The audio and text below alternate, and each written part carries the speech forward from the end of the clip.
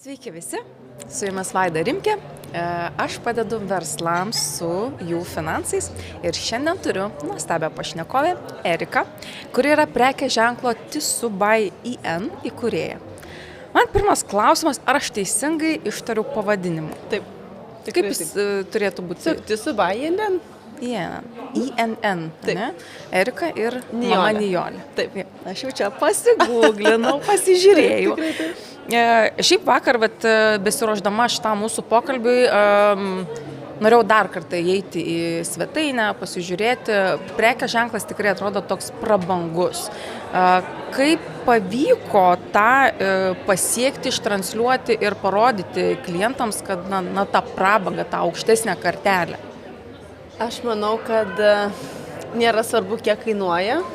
Svarbu, kaip tu jautiesi tai turėdamas. Tai tiesiog taip ir pavyko, tiesiog per tą jausmą, nes gali kainuoti prekė ir labai brangiai, bet jeigu tu ją kažkaip perteiksi, kad tai yra nepatogu, nekomfortiška, jinai nebetrodys tokia norima tau. Bet gali būti įvairiai, bet tiesiog mano pagrindinė mintis yra visą laiką gal per tą jausmą, nes aš pati labai jaučiu tuos audinius, man jie tokie gyvi organizmai ir man kažkaip taip lengvai gaunas, tiesiog per tą jausmą pertikti ir matomai taip lengvai ir persiduoda gal ir ta prabanga, nes aš realiai ją jaučiu, tai lengva ir pasakyti kitiems. Realiai pati esi prabanga? Jeigu taip galima pasakyti, tiesiog man yra lengva tą iškomunikuoti, nes aš jaučiu tą. Aš tarkime vakar kabinau užuolaidas ir aš tiesiog norėjau jas pasisiūti savo, konkrečiai tokias, kokias norėjau ir sakau, pasikabinsiu ten pas save kambaryje. Ir aš kabinu ir aš tiesiog jaučiu, kokios jos yra nerealios. Ir tiesiog ir man labai yra lengva nufilmuoti tą reelsą, perteikti tą jausmą, nes aš tiesiog tą jaučiu. Tai natūralu, ar ne? Tai tiesiog natūralu. Jo, aš manau, kad irgi labai komunikacijai tas matosi, kai natūraliai žmogus tiesiog tą jaučia. Visas tavo verslas yra apie kūrybą, ar ne? Ir tikriausiai prasidėjo nuo kūrybos, taip? Taip, tikrai taip. O kada buvo tas momentas, kai save pradėjai matyti ne tik kaip kūrėja, bet ir kaip verslininkė? Kada pradėjau mokėti didelius mokesčius. Tai tiesiog jau nenori, tu išeini iš to šeimos amato, kada atsirado jau nebe vienas, nebe du, jau daug daugiau darbuotojų, kada patalpos nebe keli kvadratai, o jau keli šimtai kvadratų, tai tiesiog jau natūraliai tu jau supranti, kad tu jau kažkur toliau nuėjai, negu pradėjai. O kiek darbuotojų turi? Kokios dydžio patalpos? Pas mane patalpos yra virš 200 kvadratų, o darbuotojų konkrečiai tai yra 8, kurie yra visada, bet aš turiu dar daug tokių freelancerių, kurie, kaip aš sakau, ant palaukimo, kur šventės kažkas aš visą laiką turiu ir tuomet pagal sutartį rašausi ir jie siūna. Tai, bet šiaip pastovi tai 8. Tai jau čia taip stipru. Tai tiesiog, tai vis tiek čia yra faktas, kad tai yra smulkus verslas, bet mes pradėjom dviese su mama, tai man tai yra daug. Tai tiesiog. Labai fainiai. Dabar pakalbėkim apie komunikaciją, apie socialinius tinklus, apie pardavimus. Kaip galvoji, kas labiausiai tau padėjo parodyti klientams, sekėjams, žiūrovams tavo, ką tu parduodi, kaip tau geriausiai pavyko tą vertę ištransliuoti? Kažkaip, kadangi nuo pat pradžių buvau apsisprendusi, kad aš neturėsiu fizinės parduotuvės, tai aš nuo pat pradžių supratau, kad aš turiu kažkaip sugebėti perteikti tą vizualiai internetu. Tai ką aš pradėjau daryti ir darau iki šiol, tai aš labai daug kuriu erdvių fotografavimui ir filmavimui. Tai aš specialiai nemažai investuoju į interjerus, nes aš supratau, kad aš nesu tas verslas, kur susirenku į pakuotės, į maišus, sakykime, drabužius ir važiuoju kažkokias fotosesijas ir ten pasifilmuoju ir sumoku už tas fotosesijas. Man tas netinka, dėl to, kad aš nenusivešiu visų lovatėsių, sėdmaišių, užuolaidų ir visko. Man reikia turėti kažkur čia.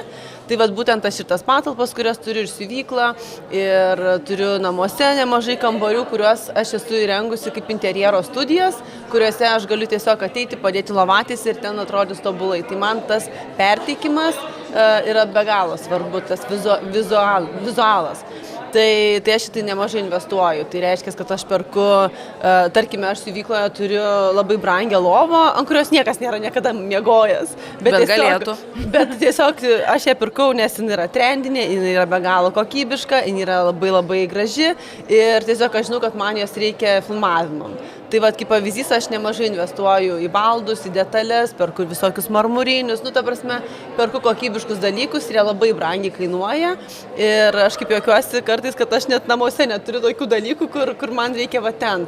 Nes tiesiog aš žinau, kad kaip aš pateiksiu, kaip aš paduosiu žmonėm, jie taip ir pajaus. Tai va čia tą jausmą bandai sukurti. Tai man tas gavosi nuo pat pradžių, dėl to, kad aš tą dariau realiai iš jausmo, nes man tas patinka daryti. Man patinka dekoruoti, derinti, aš dažnai plėšiu tapetus, tai jos nuplėšiu, tai vėl perklijuoju, tai ten perstatau ir tas nuolatinis veiksmas kūrybinis, jis vyksta. Ir man kyla klausimas, tai kam tu tuos tapetus ten darai pastoviai? Dėl to, kad tiesiog man vis reikia to vizualo, vis reikia vis nauja, pabūna metai, antri, aš jų vėl plėšiu, vėl kuriu naują tą erdvę.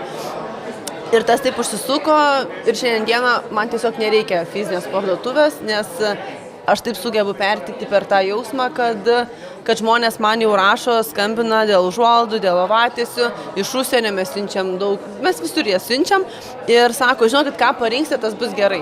Ir man sako, kaip įmanoma parduoti per internetą užuolaidas ar tenai lovatėsis. Bet jie jau ant tiek manim pasitikė, kad jie jau sako, žinokit, sako, aš jau matau, kad kaip jūs išrinksite, tai bus gerai. Tai čia toks yra... Realiai skoniu jau pasitikė. Taip, ir tas yra labai labai didelis įvertinimas ir tu supranti, kad tu matomai ne veltui plėšai tuos tapetus, nes jie mato, kad tu turi tą skonį, jiems tinka tas skonis ir jie tiesiog nori to paties, to jausmo. Tai gal tas ir yra tas išskirtinumas tavo, ką aš matau, žinai, iš šono, dabar pasiklausius, kad tu turi skonį prabangai, jie pertikė, žmonės pamato, jiems tas tinka ir jie tada kreipiasi. Bet dar ką aš išgirdau, kad labai skaičiuoji, strateguoji, vis dėlto reikia paskaičiuoti, ne? Taip. Reikia paskaičiuoti, kad apsimoka geriau ne pas kažką vežti, bet savo įsirengti. Tai kaip dažnai tą skaičiavimą vykdai versle?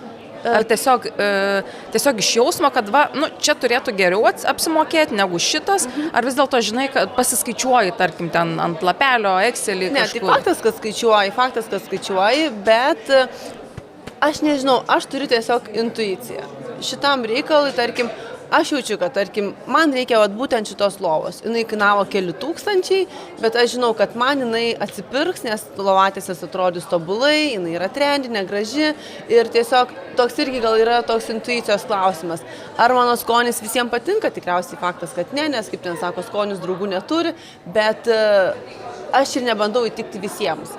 Nes dabar yra labai populiarūs tie tokie pinterestiniai namai, kurie yra be galo gražus, labai visi dailūs, bet juose nėra jausmo. Ir man žmonės rašo, siunčia man nuotraukas, mes nuotraukų gaunam be galo daug kasdieną, siunčia nuotraukas, žinokite, yra nejauku namie. Ir tu matai, kad tie namai yra gražus, jie yra estetiniai, ten dizainerio įkurti ir jie yra brangus, bet tiesiog juose yra nejauku. Tiesiog jie yra nejaukus namai. Ir man sako, žinokit, nežinau ką daryti, sako, namai yra nejaukus, gal galite padėti, pagalvėlių, čia to reikia. Ir tada tu supranti, kad ne apie tai viskas eina, tiesiog nėra namuose gyvybės, nėra jausmo. Tai ką aš darau su savo interjerais, su savo dekoravimais, aš tiesiog sukuriu tą energiją, kuri matomai rezonuoja žmonėm ir jie supranta, kad aš tai neturiu tos energijos namuose. Tai vadinasi, aš noriu tos pagalvėlės, gal ir pas mane ta energija ateis.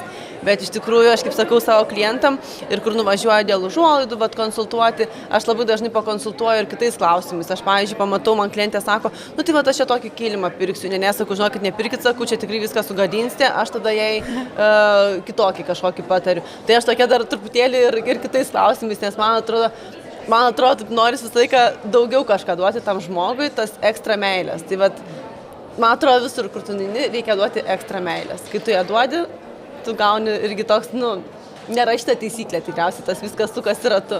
Ta pridėtinė vertė. Ir iš tikrųjų dabar tas toks trendas sakyti, kad yra nebemadinga tas iščiustytas turinys, ten kai viskas gražu, jau žmonėms nebepatinka ir panašiai. Aš turiu kitą nuomonę. Yra žiūrovas, yra visada ateis tas žiūrovas, kuriam patinka ta estetika, tas grožis, tas jaukumas. Ir jeigu mes jau tą kuriam, tavo tas yra didelis išskirtinumas sukurti jaukumą ten, kur jo trūksta. Tai aš kaip tik sakyčiau, kad to reikia tęsti, tai labai faina. Gal turi kokį patarimą tiems, kurie galvoja taip kaip aš, kad vis dėlto reikia pasistengti dėl tos estetikos, kad nebūtina, ne visiems akauntams ten Instagrame ar socialinėje medijoje galima taikyti tą tiesiog buiteko įvaizdį. Patarimas, gal galit klausimą biškį sukonkretinti? Koks patarimas tiems akauntams, tiems žmonėms, kurie kuria turinį, kurie galvoja, kad reikia tos estetikos, bet ateina trendas, kad lai būna geriau buitekas yra geriau. Supratau. Pas mane šiaip buiteko yra mažai, tikrai mažai palyginus, gal kartais galėtų būti jo ir daugiau, gal žmonėms patiktų, gal tiem patiems algoritmams patiktų, nes labiau gal pritrauktumį, nes aš pastebiu, kad kai keli daugiau kažkokio asmeninio turinio, jau kažkaip tai gal ir susidomėjimas yra didesnis, tai tas tikriausiai yra teisybė, bet kita vertus, aš vis tiek esu už tai, kad būti savimi. Jeigu tu nori to, tai tu darai tą, jeigu tu nenori, tu nedarai. Tai tarkime, aš šiandien dieną negaliu perlipti per save ir rodyti labai daug savo asmeninio gyvenimo, kurti kažkokį labai asmeninį turinį. Ir tai tiesiog, nežinau, man tiesiog kol kas tas nepavyksta, bet aš dėl to momentų labai pergyvenau, nes galvojau, kad, ir tų peržiūrų gal būtų daugiau, bet aš dabar atsipalaidavau ir aš tiesiog žinau, kad mano turinys, jisai yra estetiškas. Ir faktas, kad algoritmams tas ne visada patinka, tie gražus paveikslėliai, gal ten reikėtų tų šokių, ar ten kažkokių labai garsių ten dainų ir taip toliau. Pas mane yra daugiau kitų dalykų, bet aš vis tiek kažkaip tai bandau išlikti savimi ir, kaip sakyti, nenoriu nusirengti tų kelnių vien tik dėl to, kad tie algoritmai būtų geresni ar tos peržiūros kitos. Tai mano gal patarimas tiesiog būti savimi ir tiesiog siekti, kas tau yra ok. Nes man, tarkime, aš neįsivaizduoju savęs šokančios ir renkančios peržiūros, vien tik dėl to, kad peržiūros. Jeigu mano tas video kažkuris tai nueis viral, tai ok, jeigu nenueis irgi gerai, nes klientų mes turime be galo daug. Eilės pas mus yra labai ilgos ir pas mus kainos nėra pačios žemiausios rinkoje, bet aš klientų jau turiu 10 metų ir aš tikrai tikiu, kad aš jų ir turėsiu ir toliau. Ir tai tikriausiai nėra dėl to, kad aš tas kelnes kažkada tai nenusimoviau jų. Čia aš manau yra dėl to, kad tiesiog, kai žmonės jau atsirenka, jie renkasi visai gal kitus dalykus. Ilgalaikiai perspektyvai, trumpalaikiai gal ir sužaistų tie visi trendiniai dalykai, trendai. Bet jeigu mes kalbam apie ilgalaikę perspektyvą, kas, tarkim, šiais metais man bus 10 metų, kai mes turim šitą savo sritį, tai aš jaučiuosi labai stabiliai, labai. Ir aš džiaugiuosi, kad aš nepasidaviau kažkokiem tai trendam, tiesiog aš išlikau savimi ir aš kol kas nesijaučiu pralaimėtoja ar mažiau gavusi dėmesio. Žodžiu, laimi tie, kurie savęs neišduoda, būna savimi. Aš kažkaip tai taip gal galvoju. Aš labai pritariu. Jo, ir man yra žavu žiūrėti į moteris ar vyrus, bet tiesiog į kūrėjus gal taip, man yra žavu žiūrėti, kada aš matau, kad jie iš tos energijos ir kūrė ir šoka ir daro visai ką kitą kaip aš. Ir aš matau, kad jiems irgi labai tas tinka. Ir aš galvoju, aš tai niekada taip negalėčiau, bet man pasižiūrėti yra taip gražu, kai jie taip išskirtinumas. Bet jie daro tą iš savo energijos ir jie tą moka daryti. Ir atrodytų kvailai, jeigu aš pradėčiau tą daryti, nes aš nemokėčiau, ir tas būtų dirbtina, nenatūralu ir žmonės suprastų, šitą tai daro, bet dėl to, kad ją pasižiūrėtų kažkas papildomai. Tai aš tiesiog iš to pajautimo, kad manau, kad man nepaeitų, jeigu aš būčiau nenatūrali savo. Tai tiesiog gal to natūralumo palinkėčiau. Jo, labai geras palinkėjimas iš tikrųjų. Paminėjai, kad šiuo metu labai versle jauties stabiliai, o ar buvo tokių momentų per tuos 10 metų, kada atrodė, kad verslas eina stabiliai, auga, bet iš tikrųjų skaičiai parodė visiškai priešingai, kad gal galimas nuostolis, tų pinigų nebuvo ar panašiai, ar buvo toks momentas? Buvo, žinoma, buvo. Tai, sakyčiau, mes kai pradėjome kurti namų tekstilę, konkrečiai sėdmaišius, mes pradėjome nuo sėdmaišių, jie buvo visiškai kitokio tipo nei sportiniai sėdmaišiai, jie buvo klasikinio stilius, tuo metu labai banga buvo Provanso ir ten klasikos stilius, tai mes užėmom bangos ir prasidėjo banga. Gavosi taip, kad aš gavau netikėtą užsakymą iš klientės išsiuvinėti jai pagalvėlę ir aš supratau, kad tai galėtų būti kičas ir aš nenorėjau priimti to užsakymo, nes aš čia vėl tas pats išsilaiko, kad natūralumas, savo natūraliai, tarsi savo išbūti tikra ir aš galvoju, ne, jeigu aš čia priimsiu tą užsakymą, aš tiesiog tai yra baisu, ko jinai manęs prašo. Ir galiausiai aš galvoju, aš padarysiu tą dalyką labai gražiai, ko jinai prašo. Jinai manęs prašo kičo, bet aš sukursiu jai estetiškai. Savęs įdėsi, taip, ne? Aš įdėjau savęs, įdėjau tos ekstra meilės, apie ką aš kalbu. Ir aš jį padariau tą pagalvėlę, tuo metu aš dar taip staigiai pagalvojau, gal čia ir kičas, bet paskui taip žiūriu, iš tikrųjų pamačiau, kad tikrai yra kažkas joje tokio ir galvoju, aš pasidalinsiu viešai ir pažiūrėsiu, ką žmonės galvoja. Ir aš gal per valandą laiko gavau 200 žinučių su klausimu, kokia kaina. Ir komentarų, ir žinučių, ten buvo belenkas, čia buvo prieš kokius gal 7 metus. Tai, ten taip nuėjo ta pagalvėlė labai. Ir tai buvo prieš Valentino dieną. Ir aš supratau, kad tai yra toks didelis dalykas, kad aš jau balandžio mėnesio turėjau už keliasdešimt tūkstančių nusipirkusi pramoninę siuvinėjimo mašiną. Aš investavau į tą mašiną siuvinėjimo, būtent pramoninę, nes norėjau visko kokybiškai, iš karto gerai, nes aš supratau, kad tai bus kažkas tai. Tai sugrįžtant prie klausimo, ką norėjau pasakyti, kad mes taip sprogom, mes labai smarkiai sprogom su tom pagalvėlėm, ten tūkstančiais tų pagalvėlių pirko. Ir aš nesuvaldžiau užsakymų, aš nebesuvaldžiau procesų. Ir mes ten dirbom, nežinau, mes realiai dirbom iki išnaktų, aš nesuvaldžiau procesų, čia buvo mano problema, nes aš esu menininkė, ne strategė. Ir aš nieko nebesuvaldžiau ir aš perdėgiau. Aš taip perdėgiau, kad aš nieko nebenorėjau. Ir atėjo toks labai sunkus periodas, tamsus emociškai. Aš nuėjau ne tai, kad gal į depresiją, bet gal tas burnout, į tą perdėgimą nuėjau, kur tokia totali apatija ir atrodo nieko. Ir mano srity man tas labai atsiliepia finansiškai, nes aš nebenorėjau kurti, nebenorėjau dalykų daryti, nes tiesiog aš pervargau nuo to visko, nuo to siuvinėjimo, nors aišku, aš nerankom siuvinėjau, bet, ten buvo tiek daug užsakymų, kad mes nebepajėgiam jų suvaldyti. Ir aš ką padariau blogai, kad aš gal nepasisamdžiau kažkokių žmonių, strategų, kurie man būtų vadybininkų, kurie būtų man pastrategavę. Tai šiandien dieną aš esu jau nebe toje duobėje, viskas gerai, aš turiu dabar jau darbuotojų, kurie daro, tuo metu aš neturėjau. Tai buvo laikotarpis tikrai sunkus, bet kažkaip vis tiek tas tikėjimas produktų, tikėjimas to, ką darau, išvedė vėl į paviršių ir šiandien dieną nebedarau tokių klaidų, tai turiu ir žmonės, AI naudoju, asistentus, viską, ta prasme, kad jau esu apsistačiusi bazę protingesnį už save, o aš esu ta kūrėja, kur man patinka būti kūrėja. O buvo tokių variantų, kad minėjai, kad duobė, ar ne, bet o kiek kartų buvo per visus tuos 10 metų, kada norėjai uždaryti verslą, viską baigti? Daug kartų. Tikrai buvo daug kartų, nes aš sakau, buvo ant tiek buvo tikrai to, nes ir covidas, ir karas, ir daug tokių ir tų politinių dalykų, pasaulinių dalykų, kurie įėjo į tai ir vis tiek ekonomika ir visa kita, tai tikrai paveikė. Tai tikrai buvo ne vienas kartas, galvoju, kam čia reikia mano tų pagalvėlių, kam čia reikia. Bet buvo dėl to, kad tos jau verslo idėjos, verslo prasmės, ar dėl to, kad vis dėlto nuostolinga galbūt kažkokia buvo veikla? Nebuvo, kad nuostolinga nebuvo niekada, bet tiesiog gal neatnešė tiek, kiek norėjau.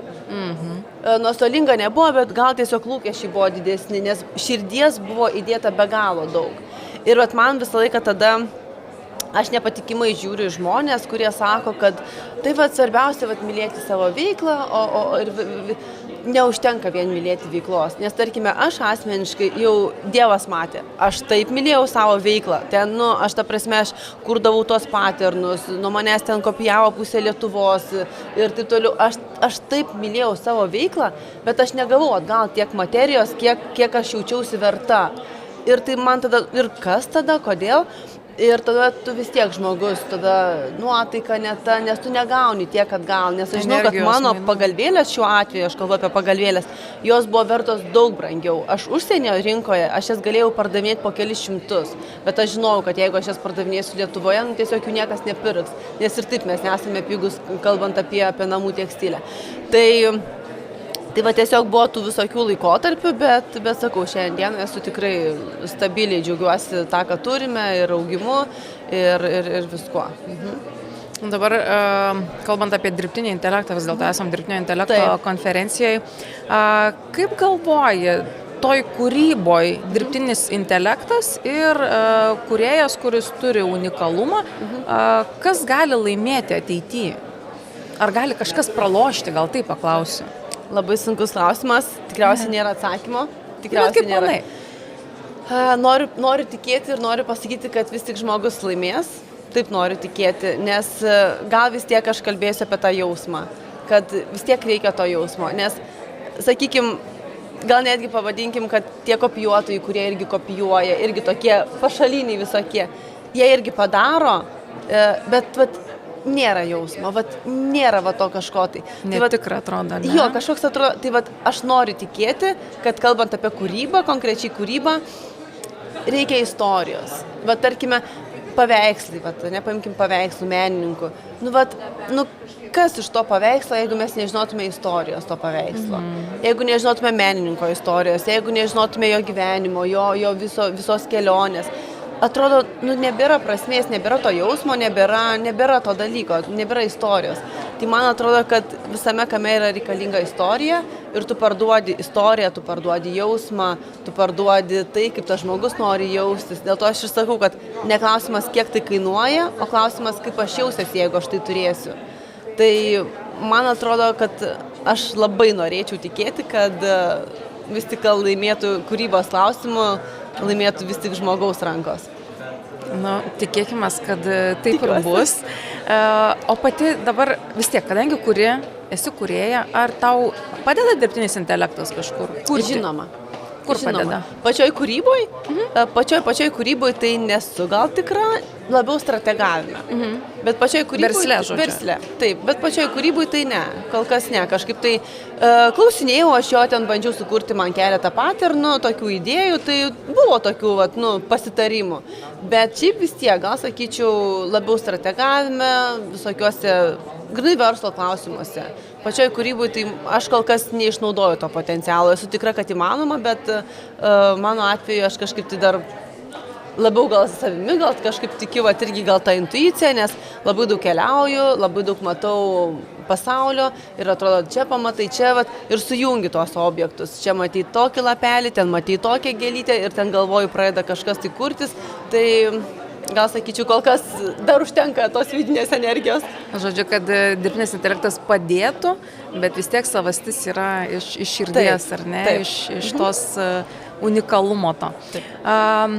Pabaigai turiu tokį vieną klausimą. Blitz. Toks. Gerai. Kokį reikšmingiausią skaičių esi pasiekusi savo versle? Arba gal netgi gyvenime? Tai tikriausiai tie 10 metų. Tiesiog tai toks šiais metais jubiliejus, tai tikrai yra labai reikšmingas skaičius man, nes gyventi gerai iš savo kūrybos tikrai turėjau perėti daug. Kad šiandien dieną galėčiau pasakyti, kad gyvenu gerai tiek finansiškai, tiek psichologiškai, tiek morališkai ir labai labai norėčiau dar tik daugiau viską didinti, plėsti komandą, plėsti darbus, žinias plėsti, nes labai daug gilinamės mes į tai, aš labai daug važinėjau po pasaulį, ieškau labai skirtingų audinių, labai noriu būti išskirtina šitoj sferoj. Tai man tas skaičius 10 metų šiemet, mes pakeisime ir pavadinimą, pakeisime ir logotipą šiais metais. Koks bus pavadinimas? Kol kas nesakysiu. Prašome sekti visas naujienas. Būtinai. Tai tiesiog man tie 10 metų šiais metais tokiu kitu pavydalu pasirodys. Naujas kvėpavimas. Taip, naujas kvėpavimas ir tas naujas logotipas labai atskleis ir mane, ir moterį, ir apie moterį labiau gal bus. Tai tokios laukia labai gražios naujienos gal išgyvenimai. Būtinai seksim. Labai ačiū tau už pokalbį. Nuoširdžiai linkiu kad dar daugiau negu 10 metų pavyktų tą stabilumą išlaikyti ir tą stabilų tvarų augimą. Labai seksim naujienas ir labai įdomu, koks tas pavadinimas vis dėlto bus, koks pozicionavimas, kaip jisai pasikeis. Man tikrai yra visada smagu matyti pokyčius versle. Tai linkiu nuoširdžiausios sėkmės. Ačiū Jums, kad klausėte. Mūsų podcastų pasirūpino Studio 101. Iki susitikimo kitą kartą.